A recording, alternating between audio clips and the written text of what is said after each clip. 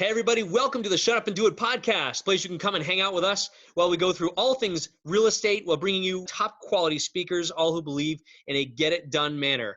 I'm your host, Nick Aalerud, president and principal of AA Real Estate Group, bringing you another awesome, incredible guest today.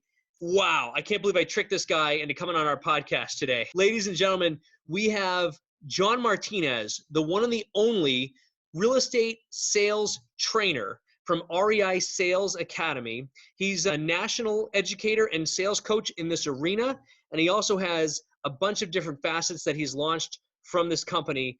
And people from across the country pay this guy lots and lots of money to come and speak to their group. So I'm like super excited, John, that you joined us today on our podcast, man. Thanks for being here.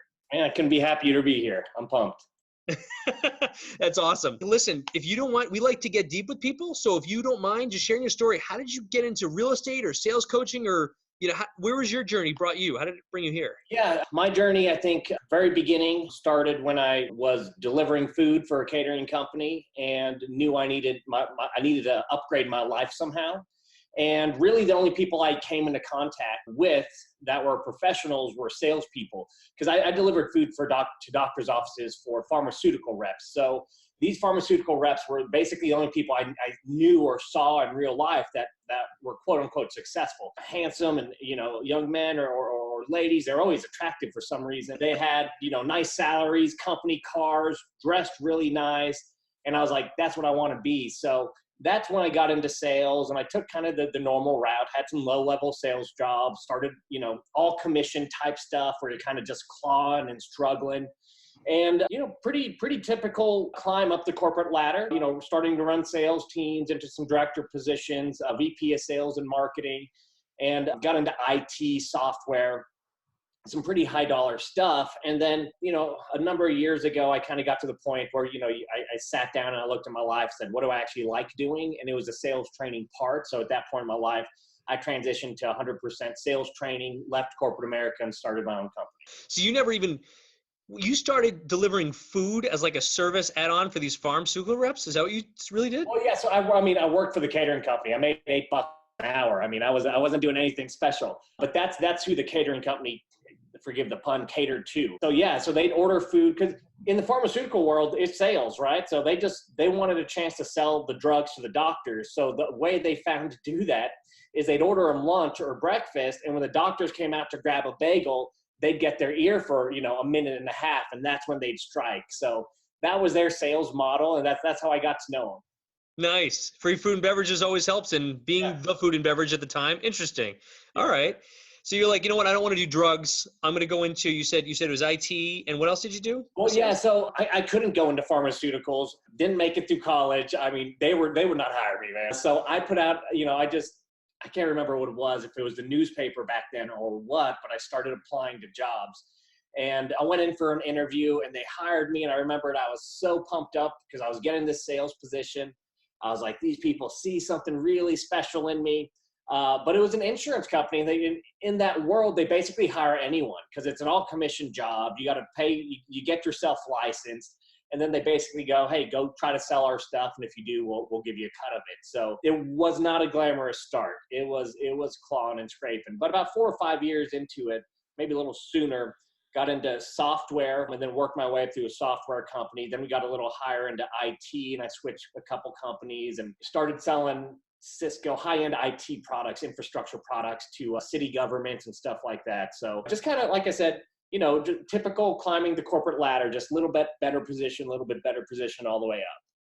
And as you're going through those roles, you yourself were kind of learning on your own, like, well, this is really how to get to the decision maker. This is kind of how, he has that objection. I'm going to try to figure, is that where you kind of do just learning by fire, trial by fire type thing? I think all salespeople are constantly looking for that edge, constantly asking themselves, and not even just salespeople, anyone, I think, with an entrepreneur mindset or thinking about being in business for themselves or just trying to improve their situation. It's what can I do better? What's a better approach? What can I learn? What can I read? I really see this heavy in sales. Everyone's looking for an edge. But so yeah, me and everyone else in the world just trying to learn everything we can through podcasts, books, videos, anything. Gotcha. And what ultimately led you to the real estate world? Yeah, complete accident. I was training in a whole bunch of industries with my sales training company, and there's a local company where I live that produces leads for real estate agents and investors. So they were having some trouble. They called me in. They said, hey, can you work with our team, our scripts, rewrite everything? And I did. I hired him a sales manager, rewrote scripts, and it took me a couple days, and then I left. And I got a call from the sales manager I'd put in place, and he said, hey, we called this investor. He was like, what changed? This is completely different. I like it. He goes, he bought our stuff, and he goes, but he wants to meet you. So he set up a call. And so we got on the phone, and he said, hey, I do this real estate investment thing. I'm like, what in the world is that? And he's like, well, you see the billboards. I was like, oh, I get it. So it blew my mind what real estate investment was. I had no idea. But he said, fly down to Houston or come down to Houston. I drove and work with my team. So I did. And he's part of a mastermind that we're in. And I worked with his team. He got some good results. He started telling people. And within probably 90 days, that part of my business blew up. And then over the course of the next year, I actually ended up shutting down every other industry and vertical that we were in to focus strictly on REI. That's an awesome story. I love it.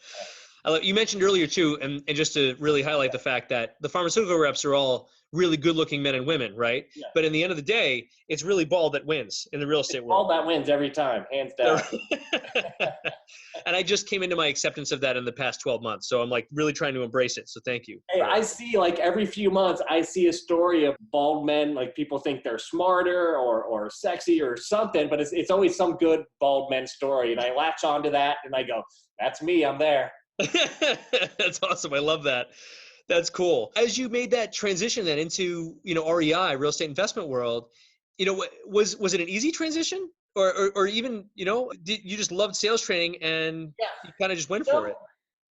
I mean, yes and no. So it was an easy transition because I didn't even know who I liked working with, but I learned that I loved working with the business owners in this industry because running and gunning, they get stuff done, they take some risks, they take some chances, but they just do stuff, right? There's not like twiddling my thumbs, let's pass it to the board, let's think on it for 6 months. Like stuff was happening. They shut up and do it. Shut up and do it. And it was just that attitude. It was just like, well, let's give it a shot. And I love that because I came from a very highly structured corporate environment where it was like, okay, give us these documents and, we'll send you a request for proposal. You send it all back in writing. That'll go to the board. That'll go to these. We'll talk to 4 other companies. And it was like nothing got done. And then by the time you get the sales training gig, no salespeople, you were put there by the boss and no one wants to listen to you. So you got to spend half your time selling who you are and what you do. And then you get into REI and it's like, everyone's, hey, if you know how I can buy one more house, let's do it. So, the teams would listen. They take action, get results. The owners were awesome to work with. So that was the awesome part. The hard part was I had to learn the industry. So that was a tough transition for me to learn exactly how it worked and how to get the best results. Gotcha, for sure. In your role as, sales trainer, sales coach, that sort of thing, I mean, I'm assuming, and our audience loves to hear, did you ever have any personal, professional challenges that you really had to fight to kind of overcome, And if you're willing to share, if you're not willing to share, that's totally cool too, but I'd ask. Every day in every way, they've never stopped. I mean, from the initial decision to get into it, my wife and I had maybe one kid a second on the way. I can't remember where we were at the time with our children, but I remember I had responsibilities, right? Nice house, car payments, insurance. Like I was tied to corporate America. So that first, jump into my own business, that was incredibly risky. And for the first 6 months, it was scary. And there were plenty of failures. I thought I could find more customers than I was able to. At one point in time in the very beginning, we were down to 1 customer. If we lost that 1 customer, it was going to be a very bad. So from the very beginning to even what we do now is I take a lot of chances and try to spin stuff up, and some work, some doesn't. And you're always risking everything. And most of them are losses at this point. I mean, to be just completely blunt and honest with you. But what I've learned is when you take enough chances, that one win usually is enough to cover and go way past 100 losses. So you just need to be strategic. So, I mean, if I was going to think about specific times, I messed up. So I got into a partnership I shouldn't have. I was so anxious to get into this person's network, and I thought it would be great for the business. I didn't fully vet the person, partnered with this individual, terrible for the business, relationship blew up, and it took me about a year to recover from that. So that was a major challenge. Today, we're blessed to be kind of recognized as the industry leaders, but that also means all the other, you got a lot of other people out there who's taking our material and trying to repurpose it and that type of stuff. So that's a challenge. How do you still give all the time while protecting your so that's been some challenges we've had to work through from legal standpoints and from strategic standpoints and all that kind of stuff. So, and then you can even get into the personal life, right? Marriage and business. My wife and I have had plenty of challenges when and I work with my wife. So, short on time, you stop talking to each other about anything but work, right? And then something happens in the business, both of you are in a bad mood. So there's been some times in our marriage where we have had challenges, and I think we've grown a lot stronger through them. But man, I tell you, those were some rough times. Thank you for being vulnerable on that one, brother. Are there any tips, like 1, 2, and 3 tips that you can give us if we work with spouses or significant others? Find what you're good at.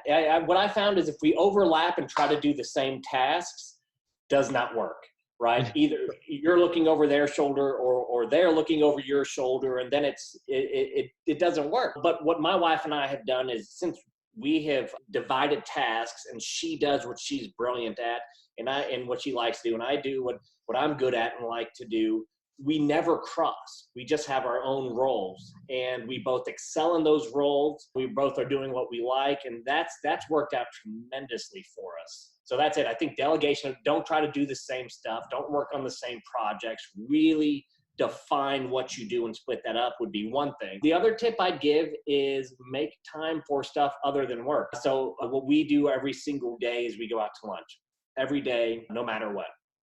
So that gives us time to hang out, stop working, chat for a little while about whatever we want to talk about and that type of thing. So yeah, I know you asked for 3, but those are probably my 2 best tips. No, that's perfect. And it's funny because, I've been going into a lot of the personal stuff before. A lot of people, I know it's interesting for you and I to both even recognize this, but maybe there's a lot of people on this channel that don't even know you or what you do, and which blows my mind. But if we can, you know what?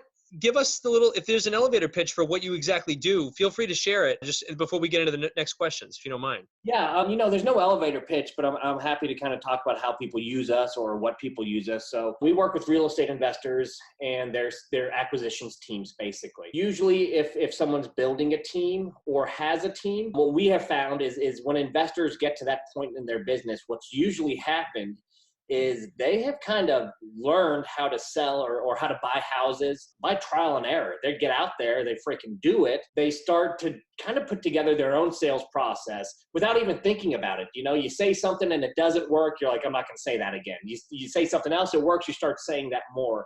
And then by just intuition, they start to get really good at buying houses. That's awesome. But then when it comes time to get out of that role or to train someone else to do that role to kind of scale up a little bit, they sit back and go, shoot, I know I'm good at it, but I'm not exactly sure how to take what I just kind of figured out on my own and teach it to my team. So that's where we step in and we say, hey, here's a process for acquiring houses. Here's what to say, how to say it. Here's some tools you can use if you get into this situation or this situation. And it takes all the pressure off of the investor, who either doesn't want to or doesn't know how to train their team. And usually when they get to that point of scaling too, they need to focus on some other stuff beyond just training their people all day personally. There's some other stuff they need to, they're getting pulled in a lot of directions. And then we just work with individual investors who just say, hey, the market's getting more competitive.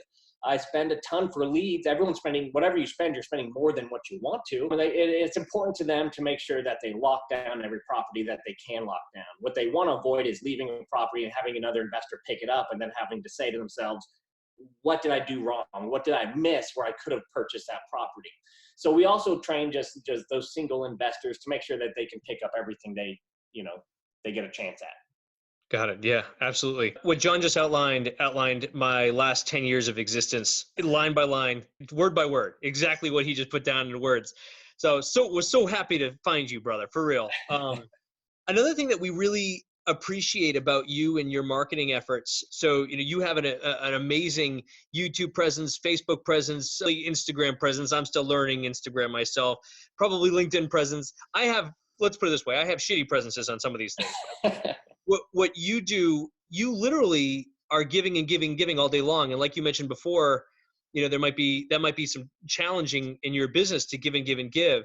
But I mean, do you feel, I feel this way, and tell me if you agree, like, to truly engage, you can give everything in 30-second segments, right? Yeah. But to truly like understand and enhance and ask those questions and be engaged and learn the process, you need an accountability partner like your company, right? You need to follow along with the step-by-step instructions. Like, would you agree? Yeah. Like, yeah, I mean, I just think about the way I learn and people I do business with, if they've got a presence of some kind, or if I've had, watched their material.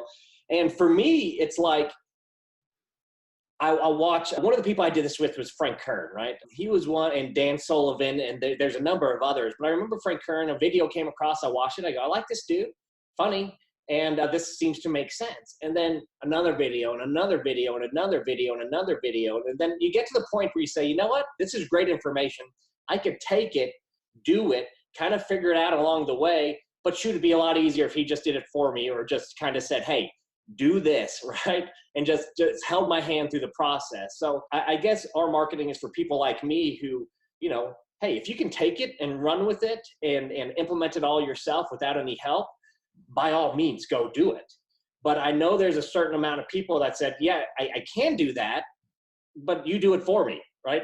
I trust you. I know you know what you're talking about. So it's going to be much easier. I'll focus on other things. You do it for me, or just hold my hand through the process. So those are the people we do business with. Those people who can take it and run with it, those are the greatest people on earth. I mean, I want them to take it and run with it. And if they can have success and get all the way without having to pay for anything, I don't think there's anything wrong with that. I think that's a testament. That means the marketing is good because it's actually helping people. What I can't stand is marketing that's just, hey, I'll change your life, but I'm not telling you how, I'm not telling you anything, I'm not going to give you any good advice until you pay this fee, and then I'll let you in behind the curtain, right? I think I'm just not a fan of it, right? Because you don't know what you're going to get. I like to know what I'm going to get. So that's the way we market. That's exactly right. It's all about value. If you guys follow, obviously John will give us his handles and stuff at the end here, but if you follow it, he puts everything out there for you. It's a matter of taking advantage or not taking advantage of it. So, John, this might be putting you on the spot, maybe not. For those people who are new here, like whether they're a new investor or they're at that point where they're scaling and they're starting to build out a buying team for themselves, would you be willing to go through like the multi-step framework of what you offer, right? That would be great. Yeah. So as far as just really high level sales process, ours is pretty simple. I call it a 4-step process, but it's probably closer to a 3-step. The first step is just setting the stage for open, honest communication. Because at the end of the day, what real estate investors really do is they trade equity for a problem they're solving.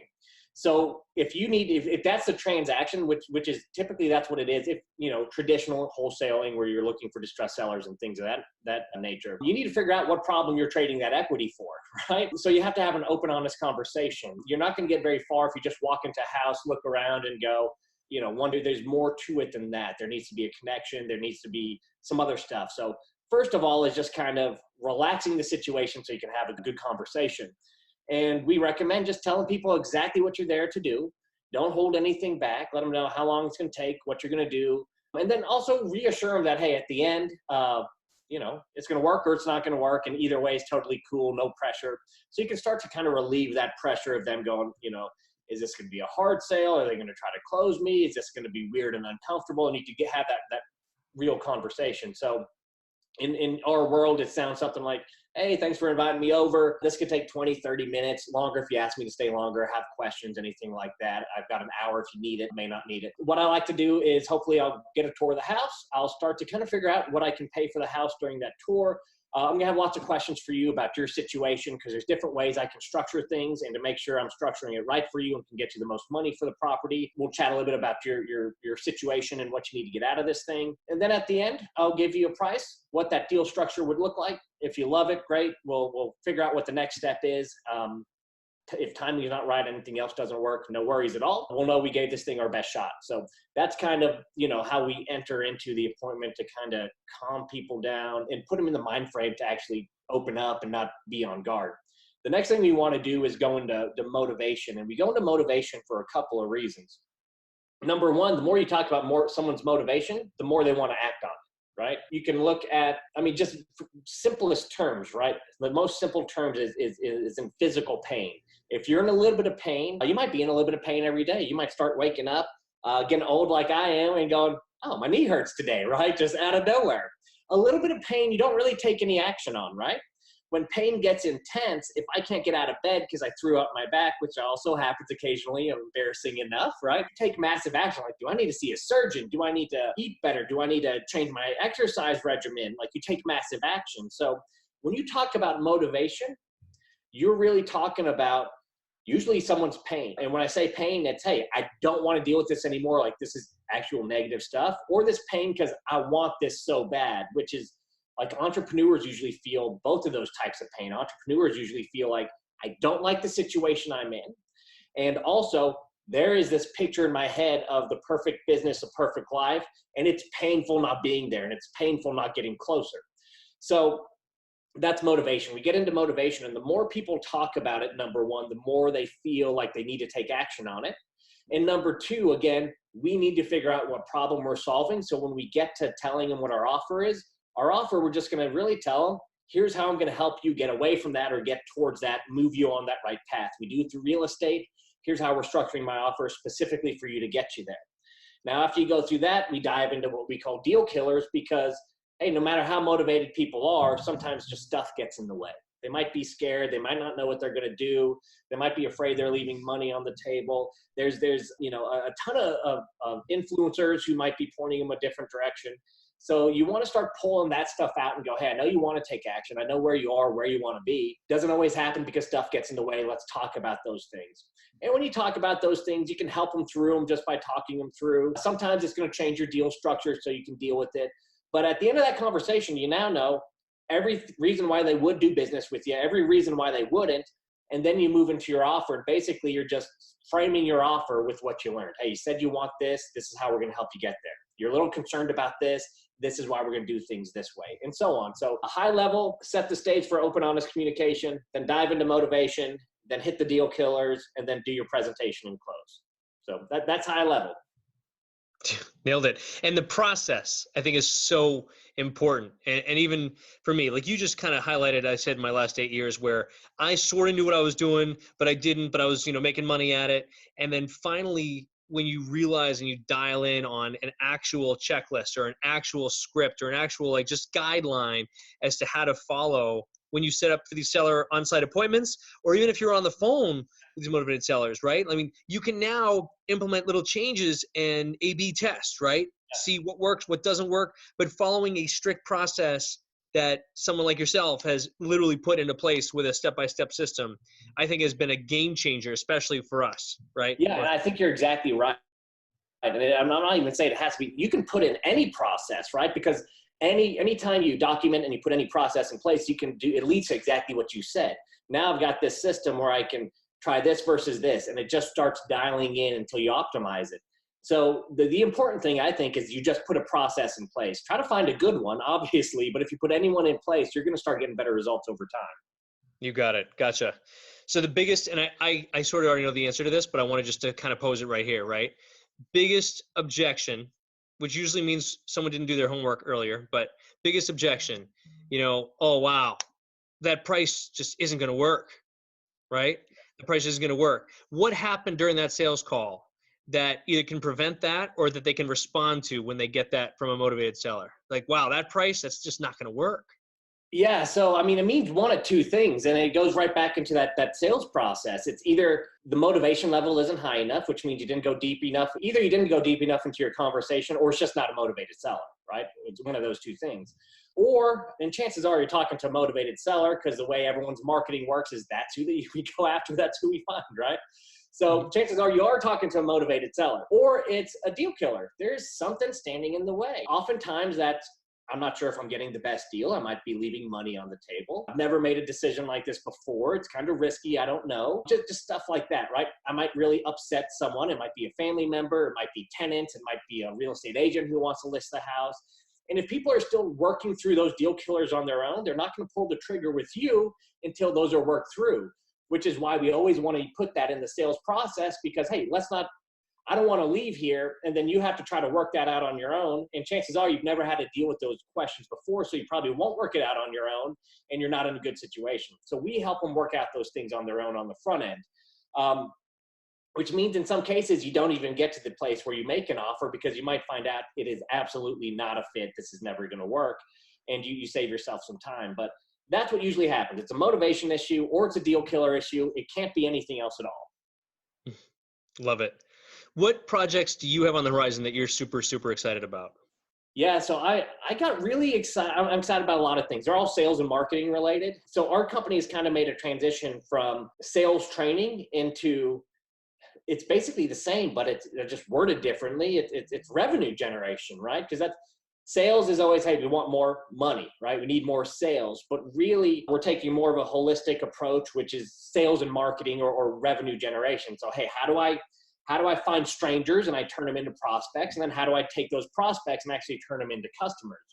So we're kind of doing some national branding right now and getting ready to roll out sales and marketing stuff to the nation, to all industries. So that's what we're super excited for. We are doing some marketing stuff right now that's going to build on what we've done that no one in this space or any other space is doing. So I'm super excited about that. We'll launch that in about a month. And I think I'm not going to toot my own horn, but I honestly think in 2 years from now, the way we're about to roll out will be the way every company markets in America. So I'm super excited about that as well. Nailed. So, well, I'm pretty excited. I won't poke into details. We'll see how that rolls out, but I'm excited. Yeah. I like this question that I asked to a few of my guests, right? What's been the best purchase you've made in the last 12 months for under $100? Oh man, best purchase for under $100. Okay, let me think about this. There's a lot of great purchases for under $100. Don't say book, because book's a whole separate question. If you have a good book, you can plug that too. But yeah, no, I don't have a good book I bought in the last year. I haven't read much in the last year. I have in the past, but not this last year. So for under $100, I'm gonna have to go with,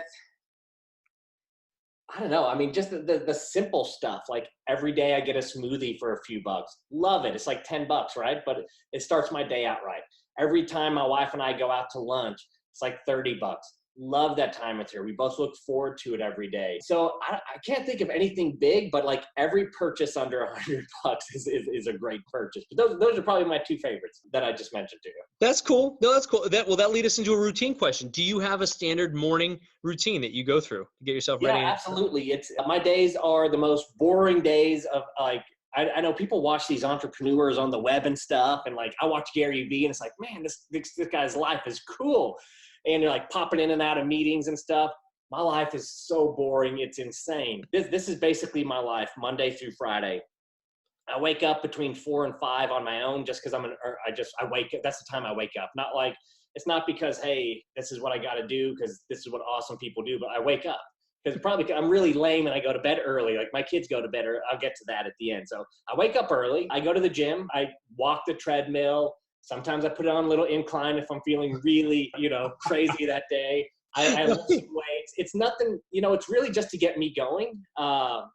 It's nothing too crazy, but I do it. It's part of my routine. And really what it does is it helps me think. And then that hour or so in the gym, what happens is all my best ideas happen then.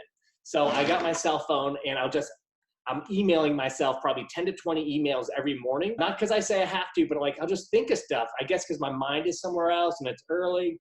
So I email myself. Then I get home. It's about 30 minutes till my wife takes the kids to school, play around with them a little bit. My wife gets in the car, goes off. Wife gets back about 9:30. We've got a personal trainer that comes. So that's when the real workout is. And we work out for an hour. After that, we both shower. I'll take it through the normal day. Usually after that, we'll go eat. And then the afternoon, goof off, maybe a little bit of work. And the only difference is on Wednesdays from 10 to 11 o'clock Central, I do my sales training call. And then, just, in afternoons or mornings, whenever, I just kind of, at no set regimen, I'll work 20 minutes here or there during peak time. I found that if I try to force myself to work all day, I do what I would have done in that 20 minutes. It just happens to take me 4 hours. So I've learned to just kind of go with when I know I'm going to be productive. So kids come home 5 o'clock, dinner, we'll take the golf cart around the neighborhood or do something fun like that. Take a walk, go to the pool, put them in bed. As my wife's putting them to bed upstairs, I climb into bed, turn on the TV. She climbs into bed. We watch a movie or some TV or just chat or whatever. And we'll probably sleep by 8:30. So, world's lamest entrepreneur life, but that's probably, that's it. That's the real deal. This is the real Gary V here on this channel right now. I like it. I like it. It's funny because, like you said, we have people that are like, oh, real estate investor, you flip houses, you're like that guy on HGTV. Can I shadow you? Can I shadow you? Can I shadow you? And I'm like, if you're doing this right, you're like behind a desk for like 6 hours of your day and just trying to like blast through what you got to blast through. Now you have it better than that. But, like literally, if you look at it's not always like that, though. It definitely took very purposeful work to get to that point, right? But the reason I bring that up is because I think being super busy and like burning the midnight oil has been glamorized so much by everyone we see. I love Gary V. Cardone's probably one of the best marketers in the country today. And people see this never stop type of thing. And I've seen, in real life, the hundreds and hundreds of business owners I've worked with, I see what that does to them, to their families, to their actual life. And it's not a pretty thing. It's a struggle. I told you a little bit about the struggle my wife and I have had working together. So I think people continue to work that way because they expect it of themselves. They think that's just what people in this role do. They think they're lazy if they don't. There's 100 reasons why, but I want to kind of start spreading the message that, hey, once you find some success, it's time to get your life back. That should not be glamorized, It leads to divorce, like not knowing your kids. It leads to all kinds of just horrible stuff. So the message is grind to get to a certain point and then take your freaking life back. That's a quotable from this podcast too. I love that. That's awesome. Hey, John, how do people get a hold of you? What's the best way? Website's the best way. You can find anything we do from the website. So MidwestRev.com. Rev is short for revenue. So it's Midwest, REV as in Victor.com. Lots of free videos, all kinds of stuff on there. So pretty simple website. People can find their way and get anything they need from there. That's fabulous. Yeah. And they can also, you've got social media. Midwest Revenue is on Facebook. Yeah. We've got a Facebook group called the REI Sales Academy. And then that's where we keep most of our presence. We kind of find what works and stick with it. So LinkedIn, I'm not on there that much. Instagram, I've got an account. I've never been on it. Don't know how to get on it. But we do have an admin person who actually today is looking into that to put some stuff out there. But that's about it. Facebook is where I'm at. We got a YouTube channel, Midwest Revenue Group, but everything can be found right from the website. That's awesome. From one balding brother, slightly whiter because there's not a lot of sun up here in the Northeast. But I can't thank you enough for being on today, John. Man, it's been a huge pleasure. Thank you so much. It was fun, man. It was fun.